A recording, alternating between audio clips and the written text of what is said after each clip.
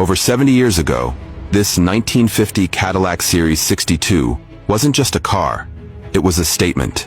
A true gentleman of the open road, gliding through America's golden age with grace and authority. But time shows no mercy. What once turned heads now sits forgotten. Just a rusted shell, decaying quietly in a cold, dusty barn.